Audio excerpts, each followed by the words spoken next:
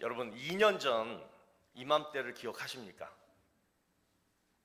저도 기억이 좀 가물가물해서 2년 전 주보를 찾아보니까 딱 이맘때 썸머타임이 시작되면서 코로나가 시작됐더라고요.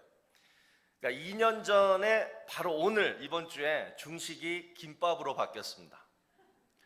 그리고 예수제자학교 ESL 한글학교가 휴강이 되면서 원래는 5주 휴강 이렇게 했는데 이제 계속 휴강이 됐죠. 아울러 5월 2일에 예정되었던 엑스투데이 행사 준비가 올 스탑이 되었습니다. 그리고 2년 전 다음 주 실시간 온라인 예배로 바뀌게 됩니다. 또 이 당시 모든 마켓에 화장지가 품절되었습니다. 코스코에도 쌀이 떨어졌습니다. 그래서 제가 우리 교인들 굶겠다 싶어서 H마트에 달려가가지고 우리 부목사님하고 쌀을 그때 20가만가 사왔나 그랬을 거예요.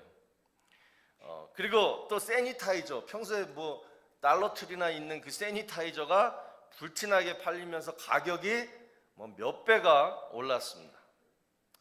자, 우리는 생전 처음 겪게 된 이런 상황에서 어떻게 해야 되나 몹시도 당황했고 또 혼란스러워했습니다.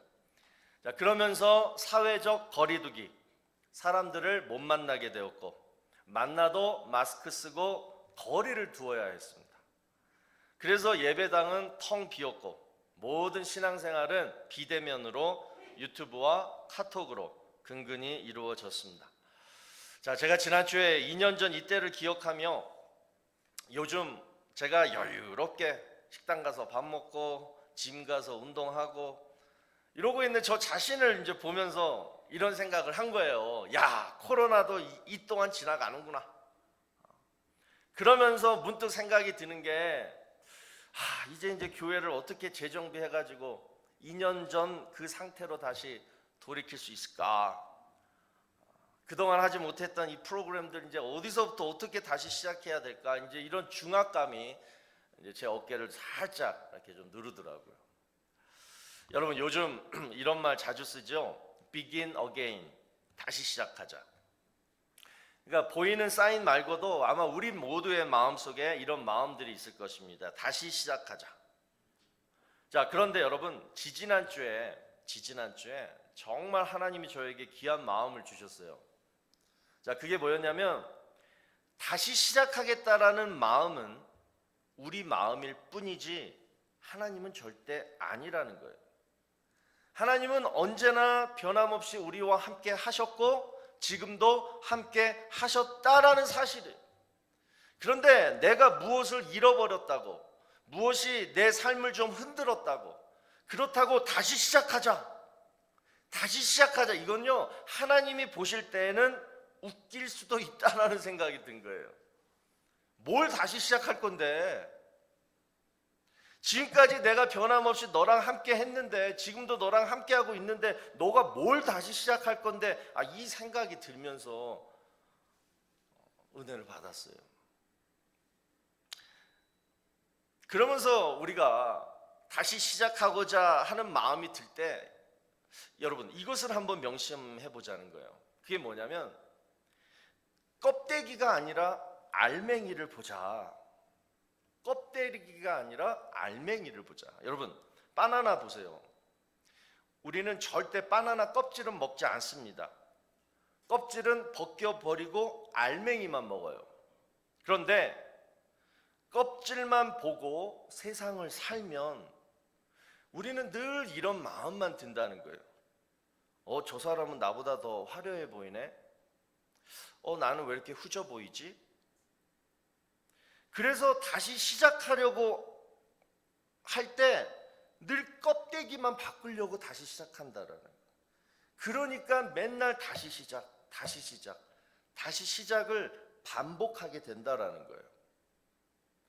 여러분 우리가 지난 2년 동안 아무리 세상이 흔들리고 아무리 교회가 문을 닫고 예배를 온라인으로 드렸어도 우리의 신앙이 지금까지 흔들리지 않고 오히려 더 성령 안에서 신앙이 성장할 수 있었던 이유는 바로 우리 안에 알맹이가 있어서 그래요. 그 알맹이가 뭐냐? 하나님의 변함없는 사랑과 은혜가 우리를 안에서부터 우리를 확실히 붙들어 주었기 때문인 줄로 믿습니다. 그래서 지지난주에 하나님이 저에게 주신 마음이 바로 이거였어요. 이제 교회를 어떻게 재정비해야 되나, 멈췄던 프로그램들을 어떻게 다시 시작해야 되나, 요것은 이제 그때그때 하나님께서 인도해 주실 줄로 믿고, 지금 이 시점에서 우리가 가장 중요하게 해야 할 일이 뭐냐? 바로 신앙의 알맹이, 그 중에서도 구원의 확신을 우리가 각자가 다시 한번 점검해 볼 필요가 있겠다, 이런 마음을 주셨습니다. 그래서 지난주 구역장 모임 때도 말씀드렸지만, 올 한해 구역 모임은 로마서 8장을 가지고 우리 모든 구역원들이 정말 구원의 확신을 갖고, 그래서 신앙하고 삶이 이렇게 균형을 이루면서 진짜 성도로서의 풍성한 축복을 한번 누려보자. 그래서 오늘부터 이제 매달 한 번씩 로마서 8장 말씀을 주일 예배 시간에 나눈 뒤에 그 말씀을 가지고 구역장님과 구역원들이 함께 모여서 이 시간 나눈 말씀을 가지고 정말 진지하게 여러분의 믿음, 신앙을 이렇게 토론해 보는 거예요. 나는 정말 구원의 확신이 서 있는가? 나는 정말 구원 받았는가? 그러면 어떻게 사는 것이 구원의 확신이 있는 성도의 삶이냐? 어떤 어려움이 생길 때 구원의 확신으로 어떻게 우리가 승리할 수 있느냐? 이제 이런 주제를 가지고 계속적으로 나누게 될 것입니다. 그래서 저는 확신합니다. 성령님이 이런 말씀을 나눌 때에 우리 성도님들의 마음속에 역사하셔서 정말 앞으로 신앙이 확 성장하고 성숙하고, 그리고 막 삶이 변화를 이렇게 해주는, 바로 이 믿음 위에서 우리 교회가 다시 시작하기를 축원합니다.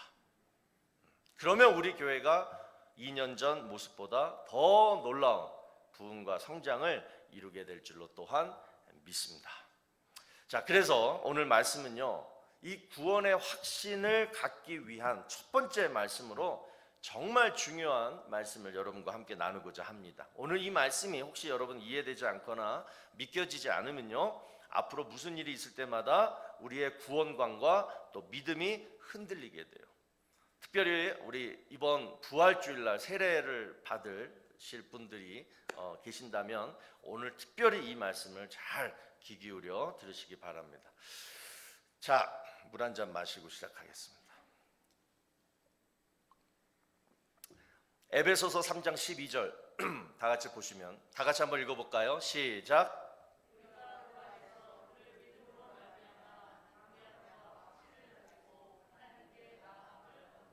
자, 저기서 잘 보세요. 잠깐 켜놓으세요. 여기서 그 안에서, 그란 예수 그리스도를 말합니다.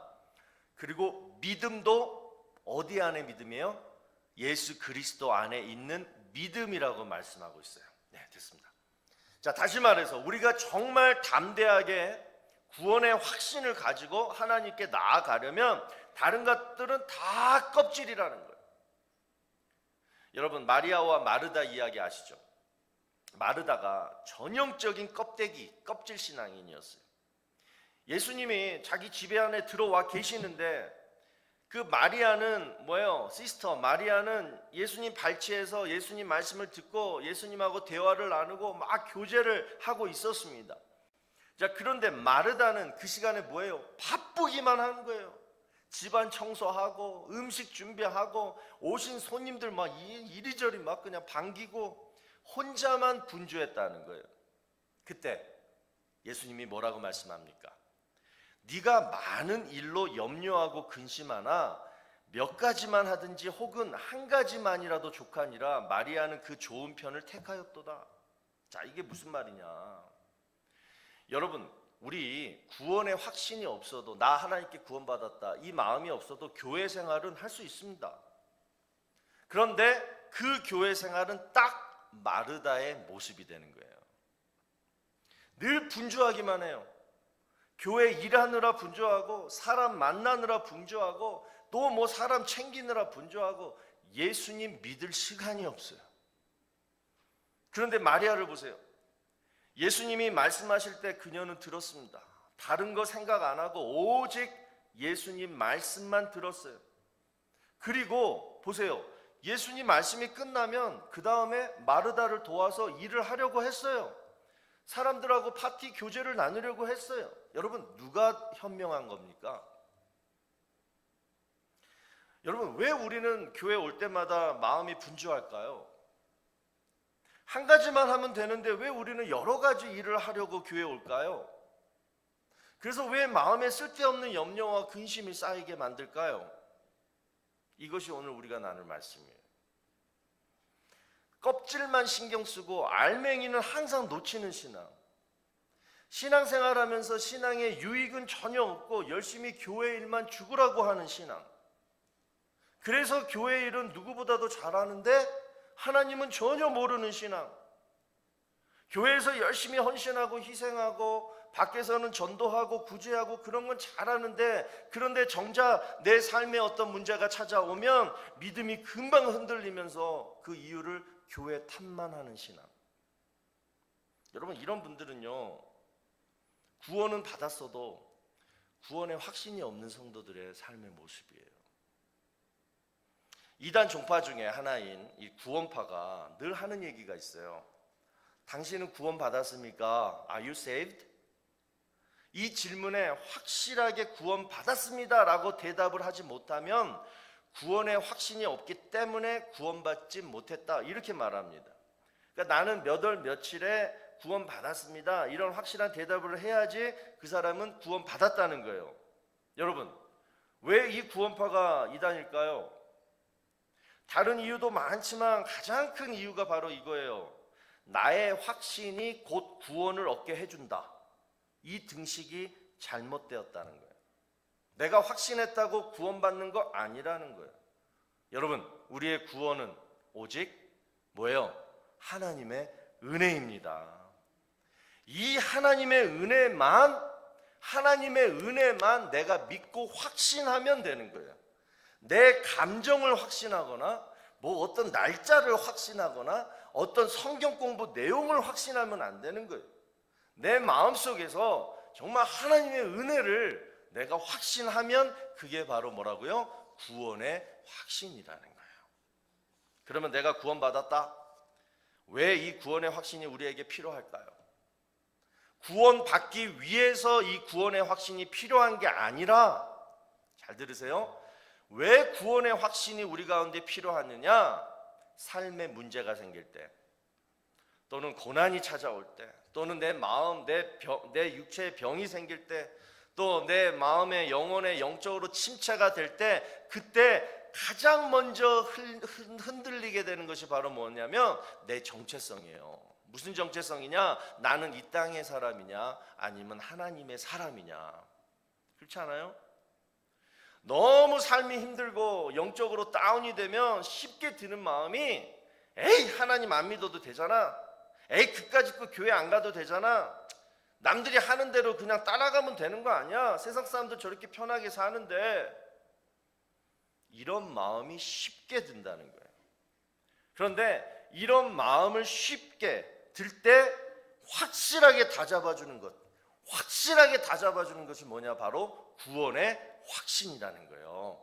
그래서 내 믿음이 흔들릴 때 내 믿음을 잡아주는 것, 이것이 구원의 확신이라는 것, 여러분 꼭 기억하게 되시기를 바랍니다. 자, 그래서 오늘은 그 첫 번째 시간으로, 자, 오늘 본문 1절 말씀을 보시기 바랍니다.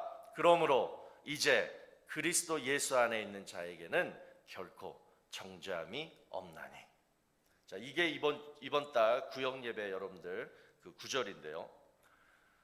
여러분, 구원의 확신을 갖기 위해서 가장 먼저 우리가 해야 될 첫 번째 단계가 바로 나는 결코 하나님으로부터 정죄함을 받지 않는다, 이 사실을 믿는 거예요.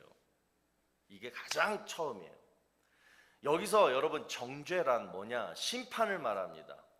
내가 하나님께 죄를 지었기 때문에 하나님의 심판을 받는 게 바로 정죄예요. 자, 그 대표적인 말씀이 창세기 3장 10절에 나옵니다.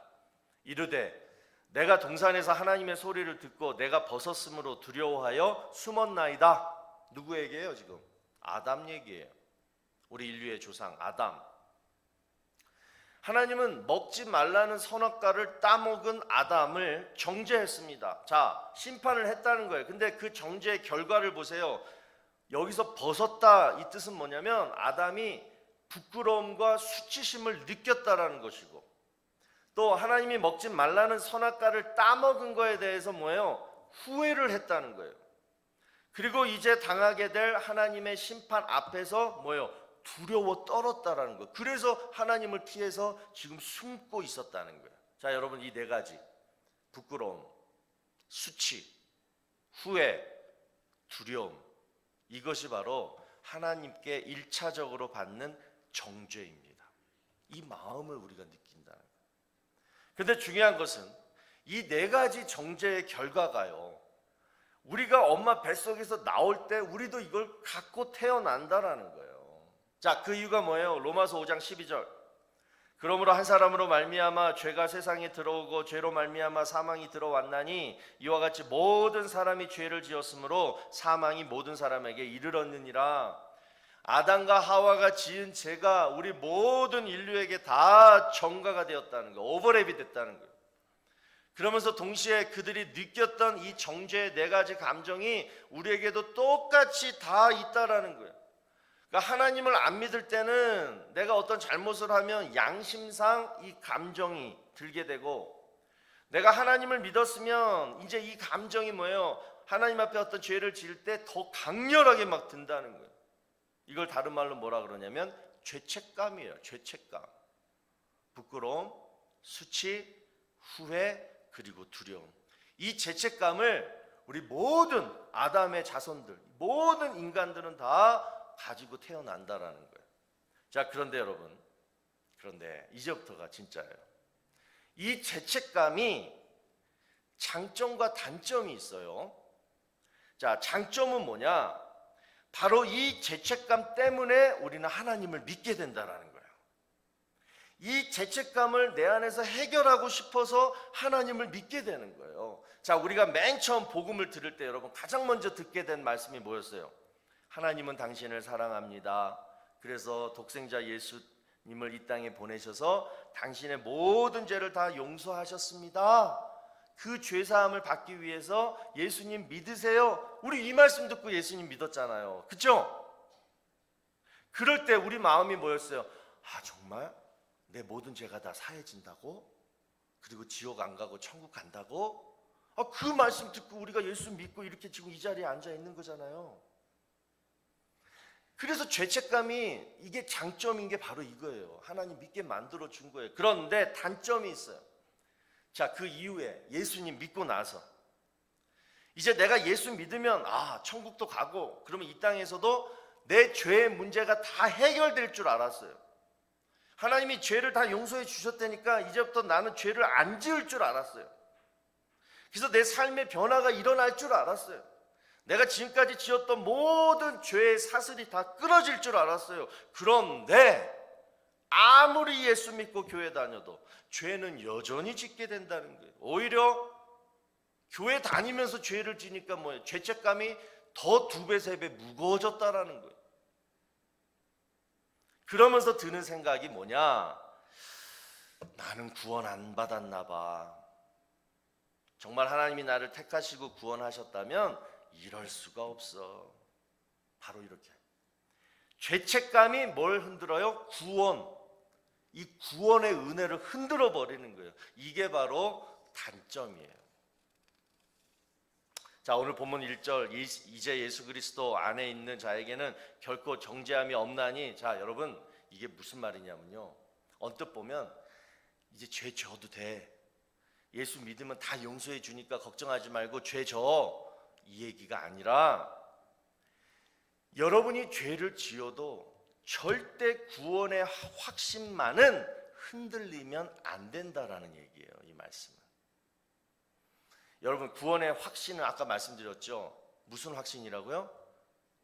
하나님 은혜의 확신이에요. 그래서 내가 죄를 얼마큼 지었든 그 죄보다 더 큰 게 바로 하나님의 은혜라는 거예요. 그래서 죄를 생각하지 말고 하나님의 은혜를 먼저 생각하라는 거예요. 그러면 여러분, 하나님의 은혜가 뭐예요? 자, 우리가 이미 받은 은혜, 또 여러분이 앞으로 받고자 하는 하나님의 은혜, 그 은혜가 뭐예요? 바로 지옥 갈 우리들을 천국으로 옮겨준 하나님의 은혜예요. 자, 그 비용이 얼마라 그랬어요? 1만 달란트, 6조 원. 이거는 예예요. 그보다 더 큰 거죠. 그런데 그 빚을 다 갚아주시고 이제 우리를 하나님의 자녀로 삼아 주셨어요. 천국 백성으로 이미 삼아 주셨다는 거예요. 자, 이 하나님의 은혜를 우리는 이미 받은 줄로 믿습니다. 또 그 하나님의 은혜가요, 지금도 우리와 함께 있습니다. 그렇기 때문에 예수 그리스도 안에 있는 자에게는, 이 말은 뭐예요? 하나님의 은혜를 받은 자들은 뭐가 없다고요? 결코 never 정죄함이 없다라는 거예요. 뭐 때문에? 하나님의 큰 은혜 때문에. 이거를 믿으셔야 된다라는 거예요. 그래서 여러분, 우리는요, 죄짓고 구원의 확신이 흔들리면 안 돼요. 그럴수록 더더욱 하나님께로 나와야 돼요. 어제 새벽 예배 때도 말씀드렸지만 내가 막 지쳐 쓰러져도 어디서 쓰러지라 그랬어요? 십자가 그늘 아래에서 쓰러지라 그랬어요. 그러면 하나님이 회복시켜 주세요. 자, 본문 2절을 여러분 보시면, 본문 2절, 이는 그리스도 예수 안에 있는 생명의 성령의 법이 죄와 사망의 법에서 너를 해방하였습니다. 자, 여기서 여러분, 죄와 사망의 법이 바로 율법을 말합니다. 자, 율법 얘기를 할게요. 여러분, 율법은 아시다시피 너는 죄를 지었다, 그래서 죽는다, 이거예요. 너는 죄를 지었기 때문에 너는 저주를 받고 심판받을 것이다. 하나님이 하라는 건 해야 되고 하지 말라는 건 안 해야 돼. 이걸 가르쳐 주는 거, 이걸 알려주는 게 바로 율법의 역할이에요. 그런데 아직도 교회 다니면서도 하나님의 은혜를, 아까 그 큰 은혜를 내가 체험해보지 못한 분들은 여전히 여러분 율법 안에서 살게 됩니다. 심리가 그래요. 그래서 죄를 지을 때마다 이 율법이 속삭이는, 말하는 목소리에 우리는 귀를 기울이게 돼요. 넌 왜 그렇게 나약하니? 너 또 죄졌지? 하나님이 너 가만히 안 놔둘 거야. 각오해. 이런 율법의 음성을 자꾸 우리가 가슴으로 듣게 돼요. 그래서 죄와 사망의 법이라고 말하는 거예요. 죄와 사망의 법에서 우리는 막 갇혀 사는 거예요. 그런데 로마서 7장에 여러분 들어가시면 사도 바울이 이 율법을요, 참 재밌게 비유로 설명하고 있어요. 무슨 비유냐면 전 남편과 새 남편의 비유인데요. 그러니까 남편 있는 여인이 남편이 살아있는 동안에는 그 남편의 영향력 아래에 있어야 된다, 이제 그런 얘기를 하면서 그 남편의 전 남편 이름이 바로 율법이에요. 그러니까 율법이라는 남편은 맨날 아내의 잘못을 늘 들추고 지적하고 드러내는 거예요. 여러분, 이 세상에서 제일 싫은 남편이 누구예요? 내 남편. 안 웃네요. 제일 싫은 남편의 유형이 바로 이 율법형 남편이라는 거예요. 뭐만 좀 아내가 잘못하거나 실수하면 그냥 지나치는 법이 없어요. 항상 잘못을 지적하고 고쳐라, 다음부터 그렇게 하지 말아라, 늘 훈계하고 막 쫓아다니면서 잔소리하는 남편이 바로 율법형 남편입니다. 우리 남편은 율법형 남편이다. 손 들어보세요. 거기 뒤에 손 드셨는데 누군지 모르겠네. 옆에 남편 안 계시죠? 그런데 여러분, 이 남편이 죽었어요. 할렐루야. 이 남편이 죽었다는 거예요. 그래서 전 남편이 죽으면 아내는 더 이상 그 전 남편의 영향력 아래 있지 않게 된다. 그러면서 그 말씀이 로마서 7장 2절에 나와요. 자, 보세요. 남편 있는 여인이 그 남편 생전에는 법으로 그에게 매인바되나 만일 그 남편이 죽으면 남편의 법에서 벗어나느니라. 그러면서 이제 이 아내가 새 남편을 만나게 됩니다. 이 새 남편이 바로 예수 그리스도예요. 이 새 남편 되신 예수 그리스도는 전 남편인 율법과는 완전히 다릅니다. 아내가 지은 잘못을 이 남편이 대신 뭐예요? 책임져 줘요. 내가 책임지겠다고. 그러니까 뭐예요? 모든 죄를 다 대신 감당해 준다는 거예요. 얼마나 좋아요. 그리고 자신이 가진 모든 좋은 것들을 다 아내에게 줍니다. 그래서 성경은 여러분 예수님을 신랑으로, 우리를 예수님의 신부로 표현하는 거예요. 자, 여러분, 전 남편과 작별해야 돼요. 신앙생활 똑바로 하시려면 율법과 완전히 이별해야 돼요. 율법 속에 계속 갇혀 살면 절대 구원의 확신이 생기지 않아요. 그러면서 뭐예요? 늘 나는 나약하다, 늘 나는 죄인이다, 이런 확신만 생기는 거예요. 신앙의 자유함도 없고 기쁨도 없어요. 하나님의 은혜를 누리는 얼굴 표정이 아니에요. 늘 죄인이다, 그냥 얼굴에 그냥 죄인 표정만 짓고 오는 거예요. 그러려고 예수님이 이 땅에 오셔서 십자가에 달려 돌아가셨겠습니까? 아니라는 거예요. 그래서 여러분, 자, 오늘 결론은 로마서 13장 10절 말씀입니다. 자, 보시면 사랑은 율법의 완성이니라. 예수님이 드디어 십자가에서 이 율법을 완성시키셨다는 거예요. 그동안 하라, 하지 말라, 너 죄 졌어, 벌 받아야지, 이것이 아니라 네가 그 죄를 지었음에도 불구하고 나는 여전히 너를 사랑한단다. 그래서 네가 지은 모든 죄를 다 용서해 줄게. 바로 이 사랑으로, 이 무조건적인 사랑으로 우리의 죄를 용서해 주셨고 지금도 용서해 주고 계시다라는 거예요. 바로 십자가에서 우리를 용서하신 그 사랑이 여전히 지금도 우리 가운데 있다라는 거예요. 그러니 여러분, 나는 죄 졌으니까 벌 받을 거야, 이 정죄함 때문에 늘 율법주의 안에서 살지 마시고 이 예수님의 정말 베푸신 사랑을 여러분 믿으시고 정말 오늘부터 그 은혜 속에서 자유하게 되시기를 주의 이름으로 축원합니다. 그러면 이제 우리가 해야 할 일은 딱 하나예요. 뭐겠어요? 바로 그 받은 은혜, 지금도 받고 있는 그 은혜에 감사하는 것밖에 없어요.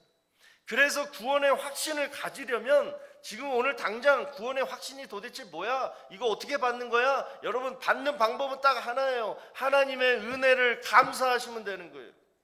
하나님도 저를 정말 사랑하셨으니, 그러면서 뭐예요? 저도 하나님을 이제 사랑할게요. 하나님을 사랑하는 거예요. 그러면 우리가 하나님을 은혜에 감사하고 그리고 하나님을 사랑하는 더 구체적인 방법이 뭐냐? 로마서 5장 1절에 나옵니다. 그러므로 우리가 믿음으로 의롭다 하심을 받았으니, 무슨 얘기예요? 구원 받았으니 우리 주 예수 그리스도로 말미암아 뭐예요? 다 같이 시작! 하나님과 화평을 누리자. 이게 구원받은 사람들이 할 일이라는 거예요. 이렇게 살면 구원의 확신이 유지가 되는 거예요. 여러분, 오늘 말씀 묵상하면서 정리하면서 우리 모두가 정말 한번 결단했으면 좋겠어요. 다시 정리합니다. 오늘 말씀, 이 말씀, 지금부터 제가 들려드리는 말씀 정말 기억하세요.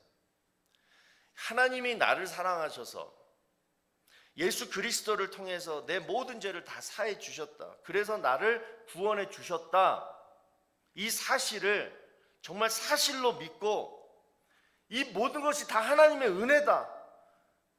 그래서 이것을 하나님의 은혜로 받아들이고 억셉트하고, 그리고 내 확신이 아닌, 내 감정의 확신이 아닌 이것을 하나님의 은혜로 그냥 확신하는 게 바로 뭐다? 구원의 확신이라는 거예요. 나는 구원받았어, 한 1000번 막 그냥 중얼거리면 정말 구원받은 것 같아. 그런 게 가짜 확신이라는 거예요. 또 어쩔 때는 구원의 확신이 있어요. 구원받은 것 같아요. 근데 또 매년 6월달쯤 되면 막 희지부지해지면서 구원 받았나, 이렇게 된단 말이에요. 여러분, 감정적인 것이 아니라는 거예요.